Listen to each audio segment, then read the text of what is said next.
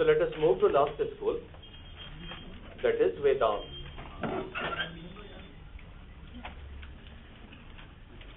One of the important chapters. Vedanta means end of Vedas. End of Vedas means it is not in literal sense. Rather, it is in the sense climax of Vedas. Vedic thought which started in Rig Veda that has reached to its climax in Vedanta. So Vedanta represents the climax of Vedic thought which started with Rig Veda. Vedanta also known as Upanishads. Is that fine? I think earlier we have discussed those Vedic literature, right? How many Vedas? 4 Vedas. Their ritual significance are mentioned in Brahmanas. So every Veda will have Brahmana. Then we have which text? Aranyaka. A slight beginning of philosophical interpretation of Veda. So every Veda will have Brahmanas, every Vedas will have Aranyaka. And when a time had come, that was total rejection of sacrifices and rituals. And that is out and out philosophical interpretation of Vedas. So every Veda will have Brahmanas, every Veda will have Aranyakas, every Veda will have Upanishads. Vedanta. Important Upanishads are Brihadaranyaka, Chandogya Upanishad, Mundak Upanishad, Mandukya Upanishad. All these are important Upanishads known as Vedanta.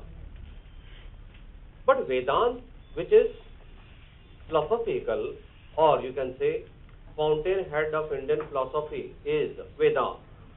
All philosophical things have been traced back to the Vedanta and Upanishads. But the problem with Vedanta is that they are not self-explanatory. They are in the form of verses. Brahm Satyam, Jagat Mithya, Jivo Brahmev, Na Parha. It is written like that. What does it mean? It has not been discussed or it has not been explained. Fine. It is because of this, different people will come, they will read and they will interpret in different ways. And hence, logically, we will have different views. And these views will take the shape of schools of Vedanta. Right? So within Vedanta, we have different schools. Like for example, Brahm Satyam, Jagat Mithya, person like Shankaracharya comes and he interprets that this means Advaita, and he gives a philosophy known as Advaitva, given by Shankaracharya. So one school which had come in Vedanta is Advaitva, given by Shankaracharya. Same words, Brahm Satyam, Jagat Mithya, when read or interpreted by Ramanuja, he says, no, it is not Advaita. It is, in fact, Vishishta Advaita. Same thing is there. Vishishta Advaitva, that is given by Ramanuja. It is a matter of interpretation, isn't it? The kind of background you had, the kind of academics you had, the kind of brought up you have, that all have influence on my intellect. And depending upon my intellect, I will interpret, explain in my own way. So one says, it is Advaita. Means Vedanta is talking of Advaitism. What is that? We will discuss that. Ramanuj comes, no, I feel it is Vishishta Advaita. Another person comes and he says, I don't see Advaita. What I see is Dvaita. It's Dvaitva, and that is given by Madhvacharya.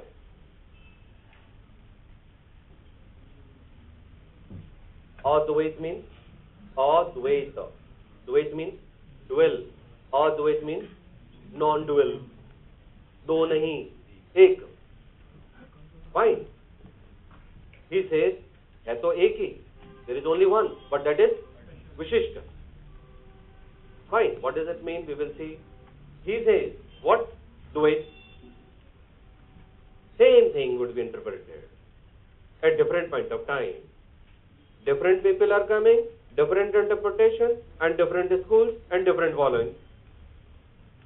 Another person comes and he says,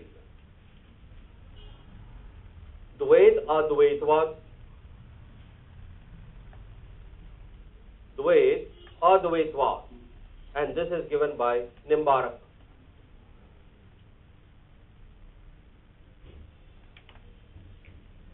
Another person comes and he says that it is not Advait, it is not Vishishadvait, it is not Dvait, it is not Dvaitadvait. It is Shuddhadvait. And that is given by Vallabhacharya. Vallabha. Is that fine? Not very fine. But at this moment of time, we can say that within Vedanta, we have 5 different schools. Founder are these. And they will be giving philosophical interpretation in their own way. Out of these 5, we would be focusing on these 3. This is what our syllabus mentions. Advaitvad, Vishishtatvad, and Dvaitvad. Though specifically, Shankaracharya, Ramanuj, Madhva is not mentioned. Till 2008, their names were specifically mentioned. 2008, syllabus is revised, their names have been vanished, but their topics remained as it is. And the questions are coming only on these 3. So we will be focusing on these 3. Correct? Okay. Even out of these 3, the main philosopher is Shankaracharya. He would be comprehensively and very elaborative way, threadbare analysis he will make. Very comprehensive discussion, and he will interpret Vedanta in a very detailed way. If we understand Shankaracharya, then Ramanuj is here and there different. Ramanuj will move simultaneously along with the Shankaracharya.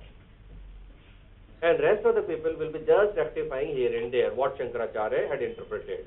And whatever other people are saying, we will understand in one go, because only minor differences are there. So first we will put our energy on understanding Shankaracharya Advaitva. Is that fine? Okay.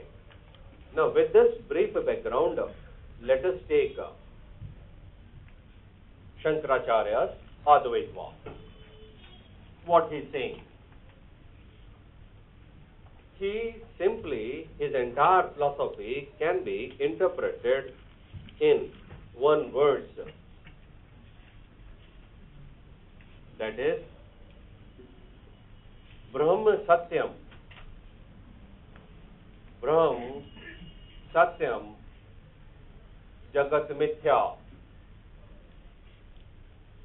Jagat Mithya.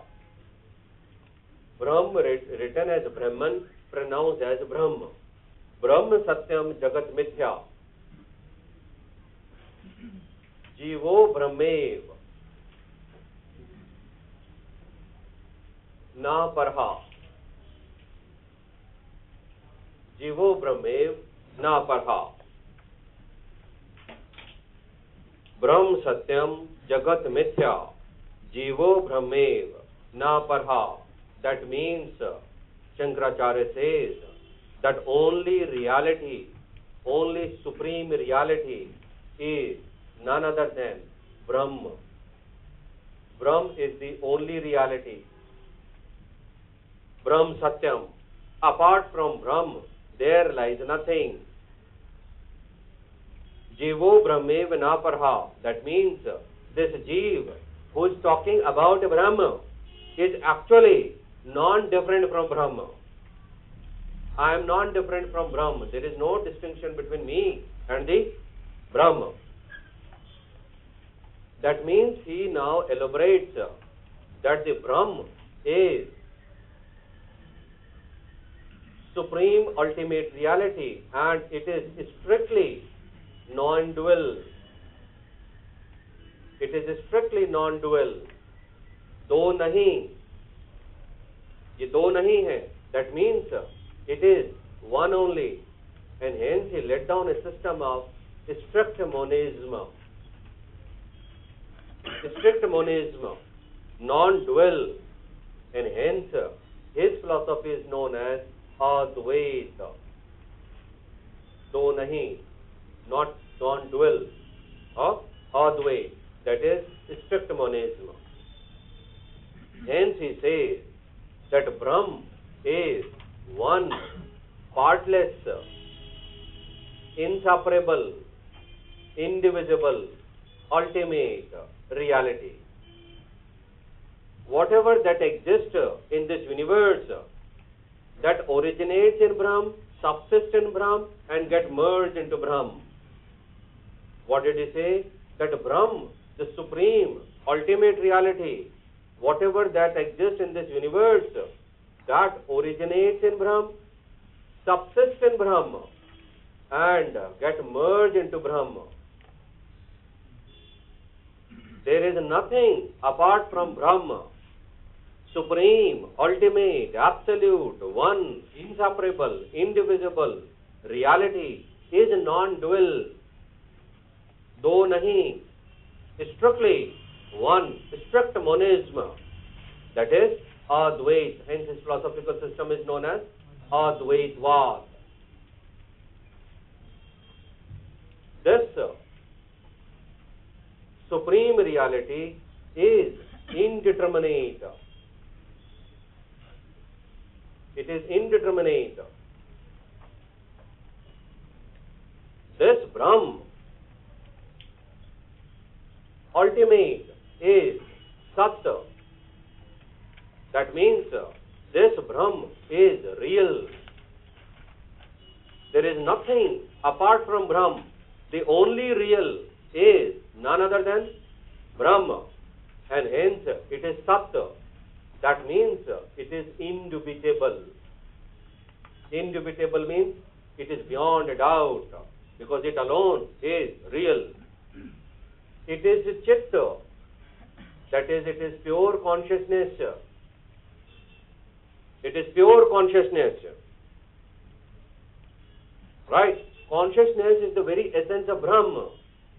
Brahm is not one entity where consciousness is lying.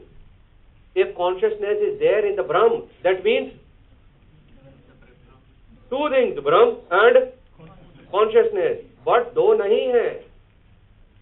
Strictly, there is nothing two.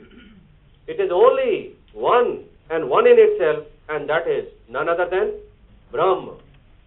This Brahma is the very essence of this Brahm is consciousness. This Brahm is itself Jnana Sarup. Consciousness means intelligent, isn't it? This is itself Jnana Sarup. Brahm is not one entity where infinite knowledge is existing, or Brahm is not entity who has infinite knowledge. Rather, Brahm itself is knowledge. Brahm is Jnana Sarup. And Brahm is Sat, real, indubitable. Brahm is Chitta, pure consciousness. And Brahm is Ananda, that is, it is bliss. Again, Brahm is not one entity where bliss is there. Brahm is not that who enjoys transcendental bliss. Rather, Brahm itself is bliss. Brahm itself is Ananda Sarup. Brahm is Jnana Sarup. Brahm is Atma Sarup. Atma is a Brahma Sarup. Indeterminate, one, partless, inseparable, indivisible. Brahm Satyam, Jagat Mithya. Whatever that exists in this world, that originates in Brahm, subsists in Brahm, and get merged into Brahm. There is nothing apart from Brahm. Then who we are? This person is talking about Brahm. Within this room, there are infinity of things. But you, Shankaracharya, are saying that there lies nothing, literally nothing, apart from Brahm. Then what these entities are? Shankaracharya would be explaining later on. First, let us try to appreciate what this Brahm is. Advaita. And Brahm is Satya. Brahm is Chitta. Brahm is Ananda. Hence, Brahm is the Satchidananda. Brahm is the Satchidananda. Have you heard this term? Satchidanand Maharaj Param Guru Ki Jai. It is that Satchidananda. In contemporary, many Babajis you must have seen. Not all Babajis are using this word Satchidananda. Because nobody can afford until unless you fulfill the criteria of that. If you get chance, then you try to note it. Satchidananda banne ke liye, these are the titles, no. It is like that anybody can use doctor. Isn't it? You have to go through that, So, Brahm is Satchidananda. These Sat, Chit, Ananda are not part of Brahm, because Brahm is partless. These Sat, Chit, Ananda are not attributes also, or na, gunas, or qualities in ordinary sense. They are not part, because Brahm is partless. These are not gunas also. They are not attributes also in ordinary sense. Because if they are ordinary attributes, that means Brahm has Sat, Chit, Ananda. In that way, they will become separable. At least even in thought, I can separate. But Brahm is inseparable, indivisible. It is one, really one. No part, that is partless. Then what are these Satya, Chitta, Ananda? Then he says that Satya, Chitta, Ananda are the mere aspects of Brahma. They are the very essence of Brahma. Brahm is Satya, real, indubitable. Brahm is Ananda. Brahm is Jnana. Brahm is, Ananda Sarup, Atma Sarup and all that. Getting? This is what the ultimate supreme reality, Brahm Satyam Jagat Mithya. Apart from this, there is nothing. Everything is Mithya, illusion. How? He will show you later on. This Brahm is indeterminate. This Brahm is indeterminate. What does it mean? This Brahm, supreme ultimate reality, is infinite. It is unlimited.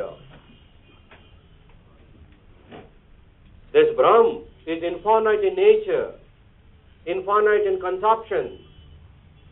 But the basic problem is, this being who is defining the ultimate Brahm is actually finite. And this finite being saying Brahm as infinite. But my infinite is actually finite. But infinite is something beyond that, which my intellect cannot even grasp. I repeat, what he is saying, that this being who is describing Brahma is finite. Me is only this much. I am this much only. But Brahma, the supreme, the ultimate, the Satchidananda, is like this huge. When this being is describing this, but this cannot be fit into that, no, because I am only this. So, the way in which I describe, that description, the real Brahma is suppressed and compressed, and that which comes out of me will be only this much. But this is not Brahma, no. Brahma is.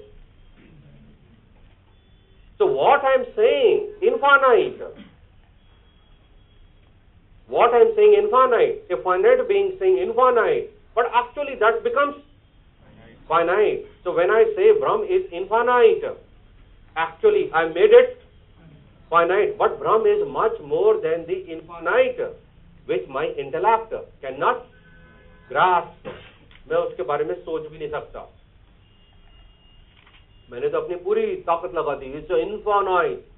But there is, Brahm is much more than that infinite which I am saying. In whatever way I describe, that description felt really short of its real description. And whatever way I describe Brahm, that description fell short of its real description. Because its real description is beyond my finite speech, thought, language, intellect, senses. Right? And hence, that is beyond finite speech, thought, language, senses, intellect. That is indescribable. That means Brahm is indescribable. Because in whatever way I describe, that description fell short of its real description. Because if I say it has infinite knowledge, it is Ananda's Jnana Sarupa. But my Jnana, my knowledge is finite. उस finite knowledge से I am visualizing infinite. But that itself is finite. But Brahm is much more than that, and to which my intellect cannot even grasp it. तो किसी भी तरीके से मैं describe कर दूं, I just can't reach to its real description. Getting my point? Because it is beyond finite speech, thought, language. Finite speech, this language is man-made. It has its own limitations.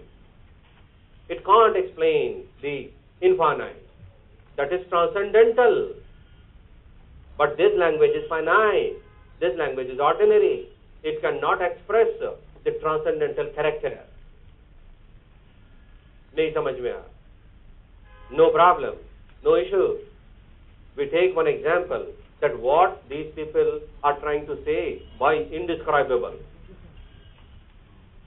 Getting? It is just take one example of one person who is dumb. And who is dumb? Who cannot speak. Isn't it? So there is one person who is dumb. So one day I brought one sweet, one rasgulla, very spongy and very, very delicious, right directly from Bengal. Right? And I have given this rasgulla to that dumb person. And told him, if you like this, please tell me, I'll rush and get back, I'll get you more rasgulla. But please tell me fast, because I have to go somewhere. Done. The dumb person has seen this rasgulla for the first time. And he would be eating for the first time. And I said, यार अच्छा लगे तो बताना यार, मैं अभी और ला दूंगा तेरे को बाकी. Fine. The dumb person says, यार ये क्या है, क्या चीज है, पता नहीं अजीब सी है. And he holds it. He finds very spongy. Right? And he takes bite. And its taste was amazing. It's a delicious. He eats it. Right? He eats, enjoys. He is mesmerized by the sweetness, by the delicious. This rasgulla, this new thing, sweet, is amazing. And now I say, yeah, how did you like it? If you like it, please tell me, I'll bring more for you. But the problem is, that person is dumb. He can't speak. But he liked this rasgulla very much. And hence, since he liked it very much, he wanted more. But he can't speak. But he feels that I should have more of this. Hence he wants to convey this message to me. Hence he will make gestures. He will try to explain me through hand gestures. That thing which you had given me is great. And I said, यार mono acting बाद में करेंगे ना यार. Tell me, should I bring you more or not? Then dumb person says, yeah, he is not understanding. But I want that more. There is a strong appetite. He makes gesture. I don't understand. He starts jumping with joy. He starts dancing. I say, यार ये पागल आदमी है. He started dancing. Dance से बाद में करना ना यार. First tell me, should I bring more or not? He is doing mono acting, he is showing gestures, he is jumping with joy, he started dancing. I am not understanding. He got frustrated, he started shouting at me. I don't understand. Further frustration and disappointment, he is so disgusted and is in so need of that amazing thing that he ran after me to hit me. And I said, लो यार जब भलाई का जमाना ही नहीं है type. हाँ, एक तो रसगुल्ले खिलाओ, ऊपर से मारो और खाओ. He shouted, he ran after me. Right?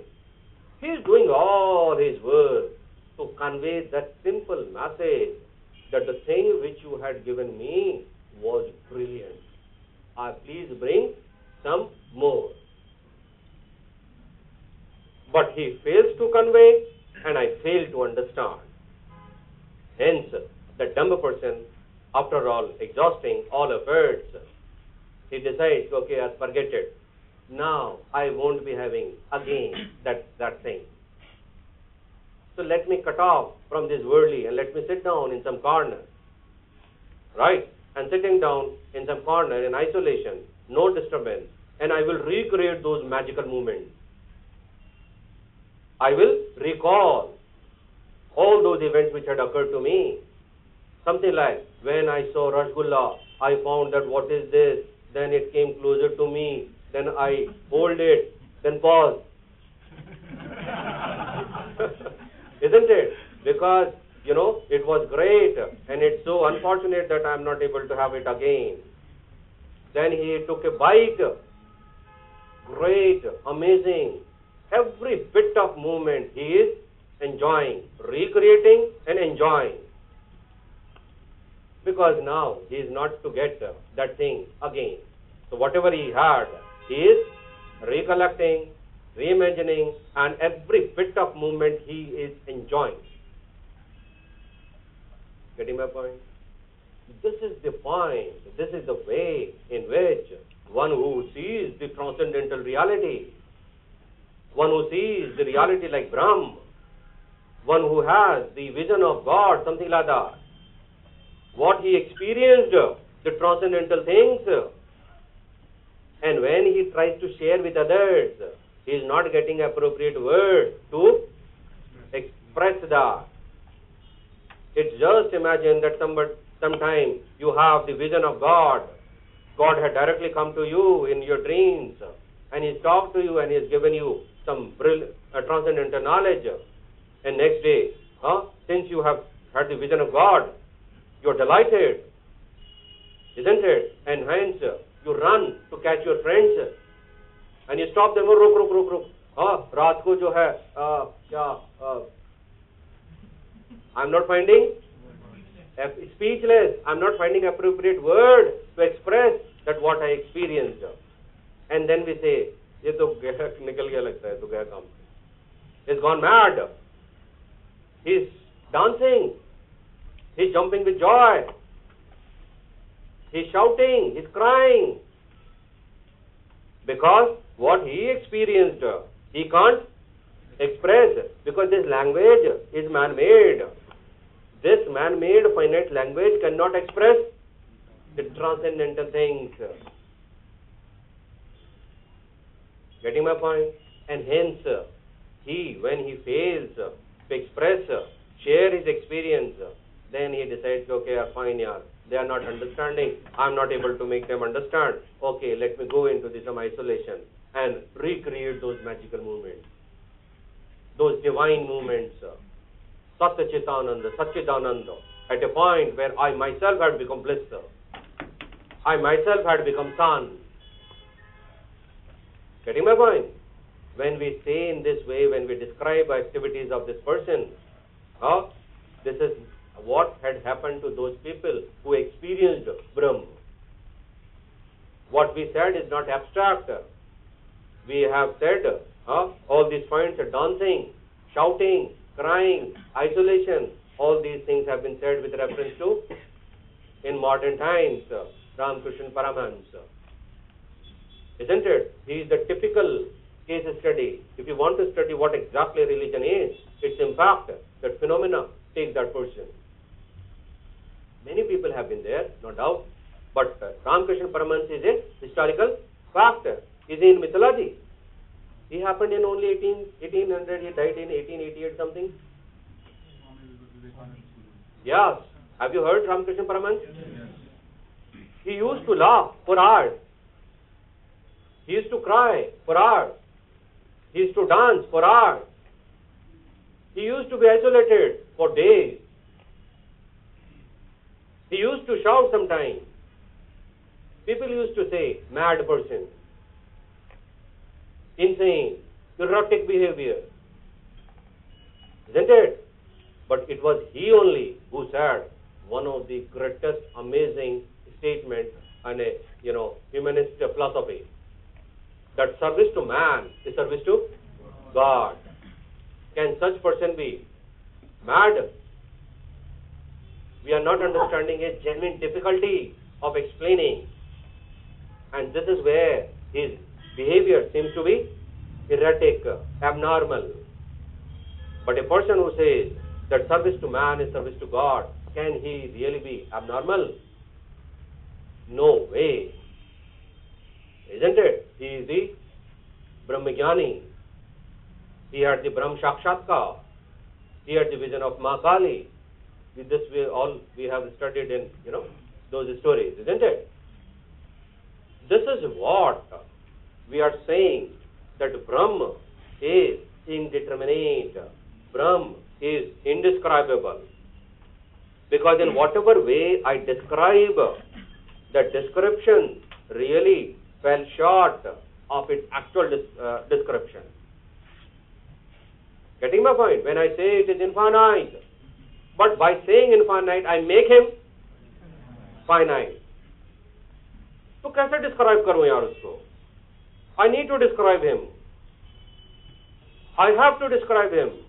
But in whatever way I describe, that leads to contradiction.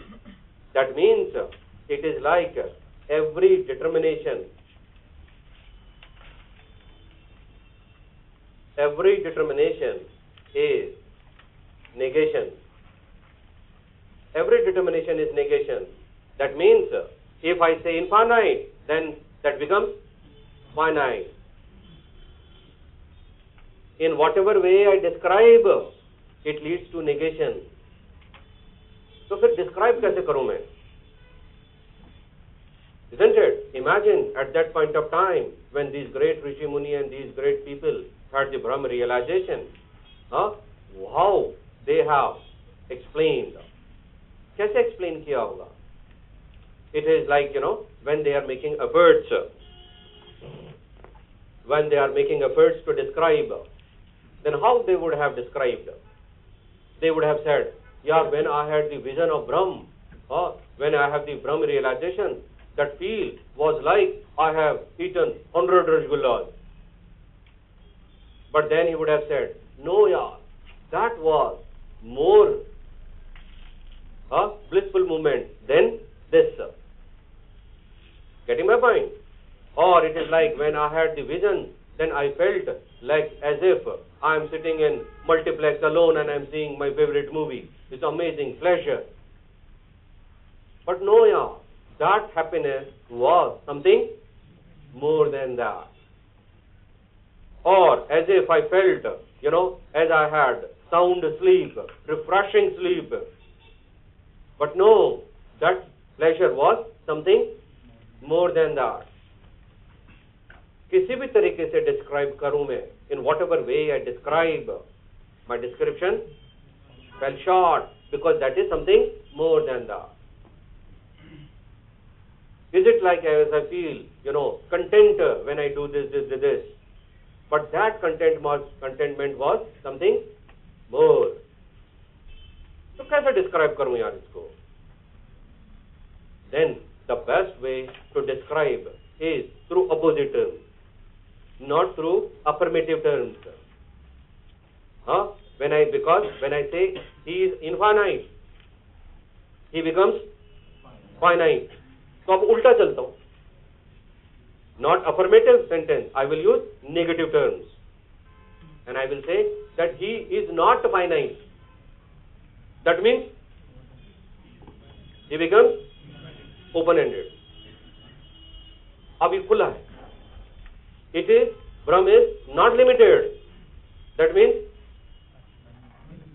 अब मुझे बोलने की जरूरत नहीं है, क्योंकि उसका अपोजिट हो जाएगा. Hence, this is what Upanishads have described Brahma, and it is said that the best way to describe Brahma is through neti neti. Neti neti, that means not this, not this.